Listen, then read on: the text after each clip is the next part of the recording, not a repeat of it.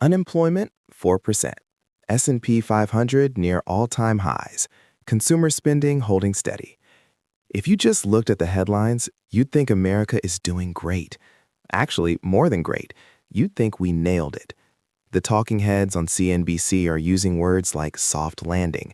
Wall Street analysts are quietly congratulating Jerome Powell for pulling off something that most economists said couldn't be done, taming inflation without blowing up the economy. And yet, have you noticed that your raise this year felt smaller than you expected? Have you been eating out a little less than you used to, not because you decided to, but because somehow it just happened? Have you driven past a storefront in your neighborhood that used to be a place you liked, and now there's just a paper sign on the door that says for lease?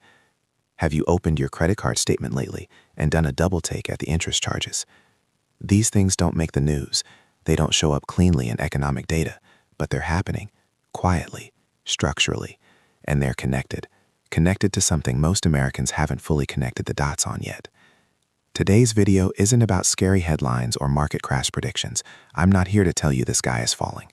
What I want to do is show you the mechanism, the actual plumbing of how the Fed's decision to keep interest rates high for a long time flows directly into your paycheck, your credit card bill, your neighborhood, and your daily life. Because here's the thing, the most dangerous economic shifts aren't the dramatic ones, they're the gradual ones, the ones that creep up on you so slowly that by the time you notice, they've already been happening for months. So let me ask you the real question, not is the economy strong, but why does your day-to-day feel like something has quietly shifted? That's what we're going to dig into today. Here's a concept I want you to really sit with, because I think it's the key to understanding everything we're going to talk about today. Most people think of the Fed's interest rate policy in terms of the hikes, the moment when rates went up. And yes, from March 2022 to July 2023, the Fed raised rates from essentially zero all the way to 5.25 to 5.5%. That was the fastest rate hiking cycle since the 1980s. Dramatic stuff. But here's what I want you to understand. The rate hike itself isn't the main event anymore. The main event is how long rates stay high. Think about it this way. If someone punches you once, hard, you feel it, you react, you adjust. But if someone applies steady, constant pressure to the same spot for 18 months, that's a different kind of damage. That's the kind that builds up quietly, that you don't fully feel until something finally gives way. That's what higher for longer actually means in practice. And it's a phrase Jerome Powell has used repeatedly, deliberately, because he wants markets and borrowers to understand, don't count on rates coming down fast. When rates go up suddenly, people react immediately. You see it in the housing market right away. Mortgage rates spike, buyers pull back, transactions slow. Those reactions are fast and visible. We already saw all of that. But when rates stay high over time, something different happens. The people and businesses who thought they could wait it out start running out of runway. Companies that issued bonds at 2 or 3% in 2020 and 2021 are now facing the maturity dates on those bonds, and they have to refinance at 6 or 7%. Families who dipped into savings to cover the gap are watching those savings run dry. Small businesses that thought rates would come back down by now are realizing that assumption was wrong. This is what economists call cumulative stress. It doesn't knock you over, it grinds you down. And the longer it goes on, the more people reach their breaking point, just not all at the same time, and not in a way that produces one big dramatic moment. Instead, you get 1,000 small moments happening all across the country. A store closing here, a hiring freeze there, a credit card balance that just keeps growing. The markets have been expecting rate cuts for over a year now. They keep being wrong about the timing. And every month that passes without a cut is another month of pressure building in places most people aren't watching. Let's talk about what we already know, the visible damage. Mortgage rates hit 7–8%. Housing affordability is at historic lows. Transaction volume collapsed because nobody wants to give up their 3% mortgage from 2021 to buy something new at 7.5%. That's real, that's painful, and it's been covered extensively. Startup funding dried up. Tech companies did mass layoffs in 2022 and 2023. Venture capital got cautious. Growth at all costs became profitability or bust. All of that happened. All of that is already baked into the current landscape. Here's what I want to focus on today, the stuff that isn't fully priced in yet. The second and third order effects that are still working their way through the system.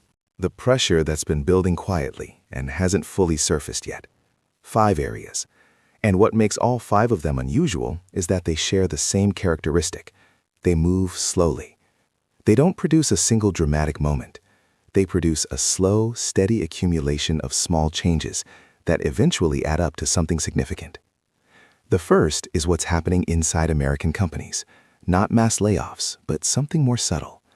The second is what's happening to your neighborhood, not a financial crisis, but a quiet hollowing out of local businesses and services. The third is what's happening to household finances, not a crash, but a slow grinding down of spending power. The fourth is what's happening to local governments, not bankruptcy, but a quiet shrinking of the services you count on. And the fifth is the moment when all of these things start to connect and reinforce each other. The real shock isn't coming from Wall Street. It's coming from your workplace, your neighborhood, your mailbox. Let's follow that path. I want to start with something that might hit close to home. When most people think about the economic impact of high interest rates on businesses, they picture mass layoffs, the dramatic stuff. 10,000 jobs cut in one announcement. Stock price pops, headlines everywhere. But that's not how it usually starts. Layoffs are the last resort. Before a company gets there, there's a whole sequence of quieter moves, and those moves are already happening right now at companies across America. Here's the sequence. First comes the hiring freeze. Open positions just don't get filled. Someone quits, and instead of posting the job, the manager is told to hold off for now. The remaining team absorbs the extra work. Nobody gets laid off. The headcount number looks fine, but the people who are there are doing more for the same pay. Then comes the slower promotions. You were expecting to move up this year. Your manager even told you it was coming. But now there's a compensation review happening at the corporate level, and everything is on pause. Next quarter, they say. Then next quarter again. Then the bonus adjustments. Instead of the 15% you got last year, you get 8%. The email from HR uses language like reflecting current business conditions and right-sizing our variable compensation. It's not a pay cut, it's not a layoff, but it's less money in your pocket. Then benefits get quietly trimmed. The health insurance deductible goes up. The 401k match gets reduced from 5% to 3%. The company switches to a cheaper healthcare plan with a narrower network. None of this makes headlines. None of it shows up in the unemployment rate, but all of it is a real reduction in your total compensation. Why is this happening? Because of something happening in corporate boardrooms that most employees never see: the corporate debt refinancing crisis. Here's what went down. In 2020 and 2021, when the Fed had rates at essentially zero, companies rushed to issue bonds at historically low interest rates. We're talking 2–3% on investment-grade bonds. Companies locked in cheap money for 5 to 7 years. Smart move at the time. Well, those 5 to 7 years are up. Starting now and running through 2028, trillions of dollars in corporate bonds are coming due. And when companies go to refinance, to issue new bonds to replace the old ones, they're doing it at 6, 7, sometimes 8%. That's not a small difference. That's potentially 2 or 3 times the annual interest expense. Let's make that concrete. Say a mid-sized company issued $200 million in bonds at 2.8% in 2021. Their annual interest expense was $5.6 million. They refinanced that same debt in 2026 at 6.8%. Now their annual interest expense is $13.6 million. That's $8 million a year in additional costs they have to find somewhere. And the most flexible line item in any company's budget is always people costs. So when you get a smaller bonus this year, or your promotion gets delayed, or your company announces a strategic restructuring of compensation, connect those dots. This is where it comes from, and it's going to get more acute, not less, as more debt maturities hit over the next 2 to 3 years. Let me ask you something personal. Think about the neighborhood where you live, or where you work, or where you grew up. In the last year or two, have you noticed more empty storefronts? Places that used to have businesses in them now just sitting vacant. Restaurants that closed. Retail spots that have been coming soon for so long that the sign is starting to fade. This isn't random, and it's not just because of changing consumer preferences or Amazon eating everyone's lunch. There's a structural financial story underneath it, and it runs directly through the commercial real estate market and the regional banking system. Here's how it works. Regional banks, the kind of bank that's not JP Morgan or Bank of America, but the bank that's been in your town for 50 years. These banks are heavily exposed to commercial real estate loans, office buildings, strip malls, retail spots, small commercial properties. This is the bread and butter of community banking. Now combine 2 things that have happened simultaneously. First, remote work became structural. Not a temporary COVID thing, a permanent shift. Hybrid work is now the standard at most companies that can do it. That means office space demand dropped significantly and isn't coming back. Office vacancy rates in major cities went from around 12% before the pandemic to over 20% in many markets. And in cities like San Francisco, certain districts are over 30% vacant. Second, those commercial real estate loans need to be refinanced. Unlike a 30-year home mortgage, commercial real estate loans are typically structured on 3 to 5-year terms. The loans made in 2019, 2020, 2021 at low rates against properties with healthy valuations are now coming due. And when they come due, two things have changed. The property is worth less because vacancy is up and rents are down, and the refinancing rate is much higher. This puts regional banks in a bind.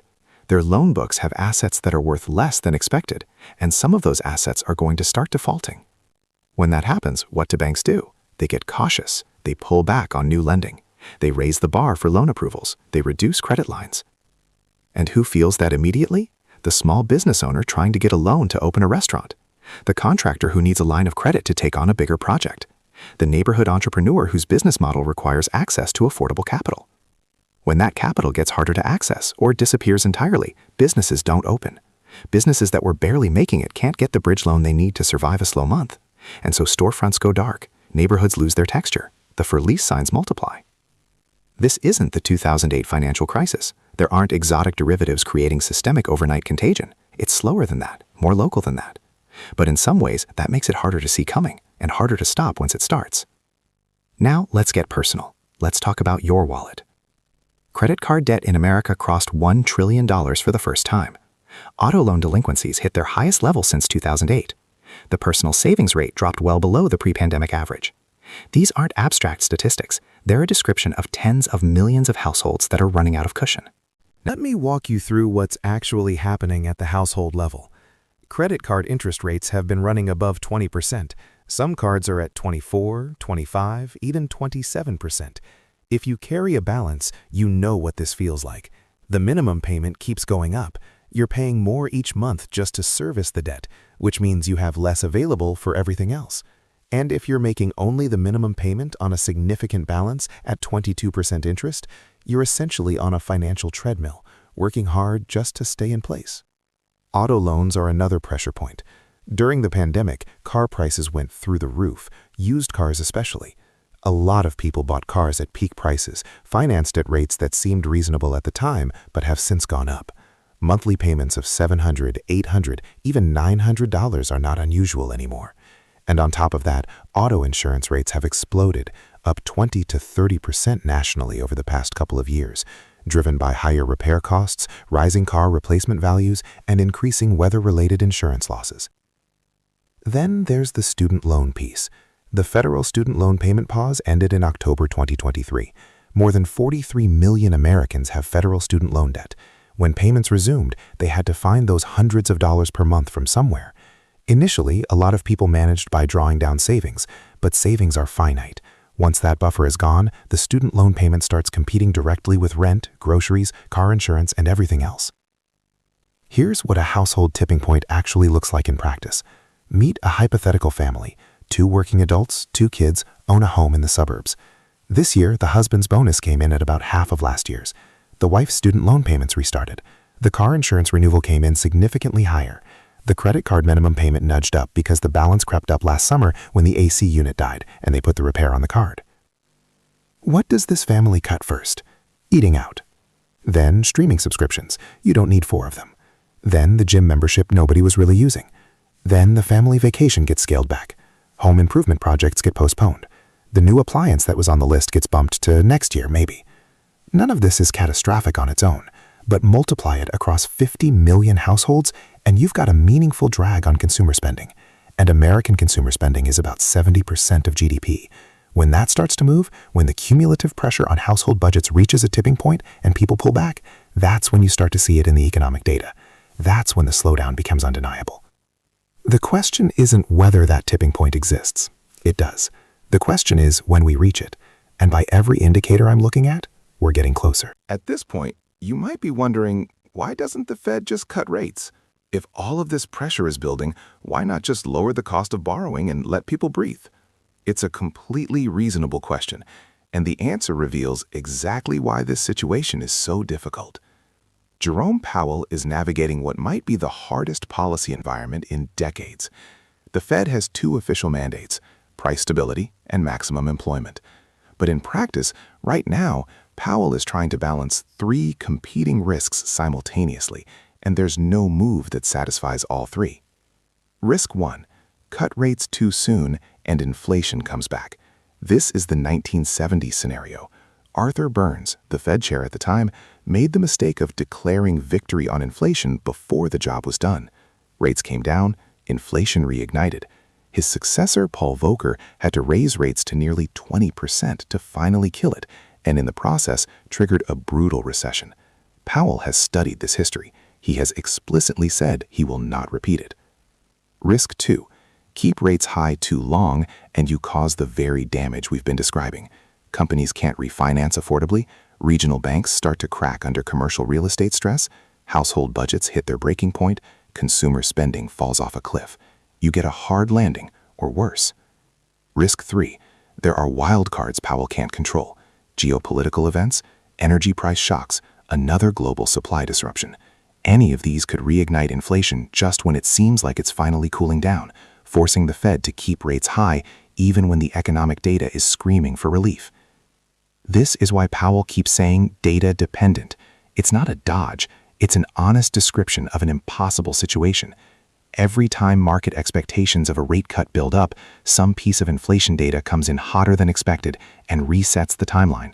The gap between what markets hoped and what actually happened has been the story of 2023 and 2024. And here's the uncomfortable truth. The longer the Fed waits to cut, the more of the damage we've described gets locked in.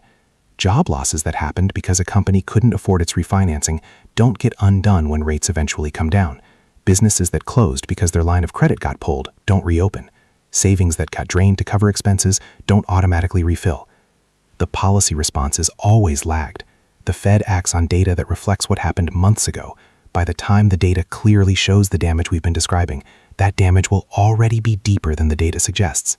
Let me paint a picture for you. Not a dramatic one, a very ordinary one.